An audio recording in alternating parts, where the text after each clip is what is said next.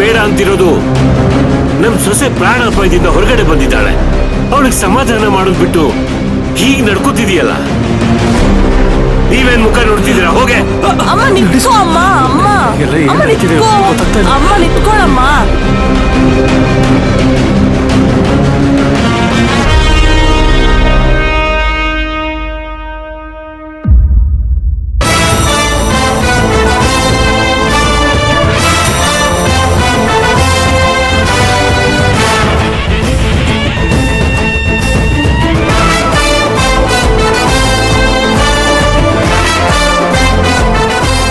Ma'am ನಿಂತ್ಕೋ.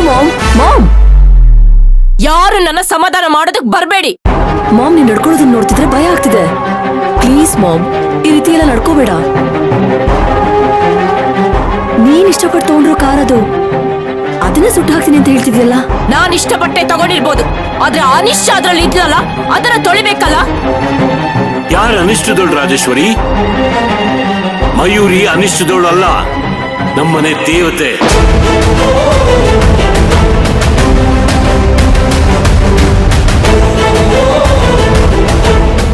ಚಂದ್ರು, ಅವಳ ಬಗ್ಗೆ ಒಂದೇ ಒಂದ್ ಮಾತು ಹೊಗಳಿದ್ರು ನಾನ್ ಸುಮ್ನೆ ಇರಲ್ಲ.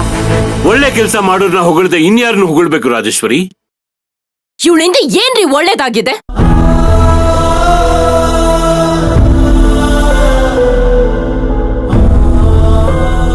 ಇವಳಿ ಮರೆ ಕಾಲಿಟ್ಟಾಗಿಂದ ಬೆನ್ನಿಂದ ಬೇತಾಳಂತರ ಬಿದ್ದಿದ್ದಾಳೆ.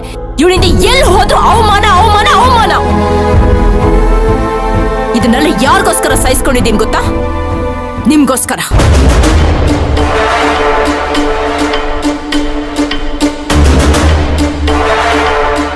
ಆದ್ರೆ ಇವತ್ತು ನನ್ ಮರ್ಯಾದೆ ಮಣ್ಣಪಾಲ್ ಮಾಡಿದ್ರು ನಾನ್ ಕಣ್ಮುಚ್ಕೊಂಡ್ ಕೂತಿರ್ಬೇಕಾ?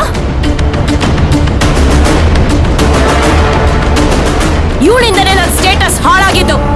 ರಾಜೇಶ್ವರಿ, ನಿನ್ ಸ್ಟೇಟಸ್ ಗೌರವ ಎಲ್ಲ ಹಾಳಾಗಿದ್ದು ಇವಳಿಂದಲ್ಲ, ನಿನ್ನ ಮಗನಿಂದ.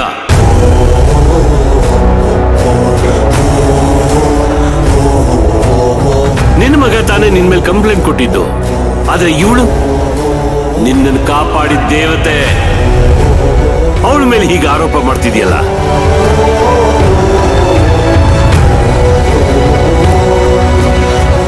ನಿಮಗೆ ಇವಳ ಮೇಲೆ ಕನಿಕರ ಅನುಕಂಪ ಏನ್ ಬೇಕಾದ್ರೂ ಇರ್ಬೋದು, ಆದ್ರೆ ನನಗಿಲ್ಲ. ನಾನು ನನ್ನ ಮಗ ಕಂಪ್ಲೇಂಟ್ ಕೊಟ್ರು ಅದನ್ನ ಎದುರಿಸ್ತೀನಿ ಅಂತ ಹೇಳ್ದೆ. ಆದ್ರೆ ನೀವ್ ಅದನ್ನ ಬಿಡದೆ ಈಗ ಇವಳ ಪರವಾಗಿ ಮಾತಾಡ್ತಾ ಇದ್ದೀರಾ. ನೋಡಿ, ಇದುವರೆಗೂ ನಮ್ಮನೆ ಬಾಗ್ಲಿಗೆ ಪೊಲೀಸರು ಬಂದಿದ್ರ? ಇವಳಿಂದ 2 ಸಲ ಬರೋ ಹಾಗಾಯ್ತು. ಇಂತೋಳು ನಿಮ್ಗೆ ಅದೃಶ್ಯ ದೇವತೆನಾ?